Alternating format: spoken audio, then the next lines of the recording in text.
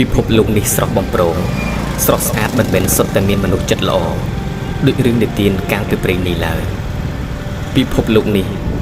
បើអ្នកទុនជ្រាយបើអ្នកទុនខ្សោយអ្នកនឹងត្រូវបានគេជន់គៀបសង្កត់មើលងាយគ្រប់ពេលវេលាពិភពលោកនេះពិតជាសាហាវហើយកាន់តែសាហាវខ្លាំងបំផុតនោះគឺមនុស្សដែលទុកចិត្តបំផុតខ្លាចជាអ្នកដែលយកកំបិតមកចាក់អ្នកពីក្រោយខ្នងពិភពលោកនេះគឺពោពេញដោយការសម្ដែងជួនកាលអ្នកខ្លះសម្ដែងធ្វើល្អដើម្បីបានផលប្រយោជន៍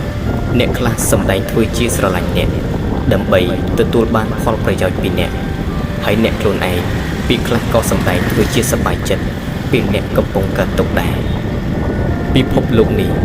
ពោពេញដោយរឿងរ៉ាវជាច្រើនពោពេញដោយមនុស្សល្អនិងមនុស្សអាក្រក់អ្នកក៏មានសិទ្ធិជ្រើសតើអ្នកចង់ខ្លាចជាអ្នកណាស្រឡាញ់ខ្លួនឯងធ្វើអ្វីដែលអ្នកគិតថាត្រឹមត្រូវហើយធ្វើអ្វីដែលខ្លួនឯងចង់ធ្វើឲ្យតែវាមិនប៉ះពាល់ដល់អ្នកដទៃត្រូវចាំថាគ្មាននរណាម្នាក់ដឹងថាថ្ងៃស្អែកពិភពលោកនេះនឹងប្រែទៅជាយ៉ាងណាអ្នកណានឹងព្រួលប្រែឬនឹងមានរឿងអ្វីកើតឡើងនោះឡើយនាំមកជូនដោយ Page Kim Tong Official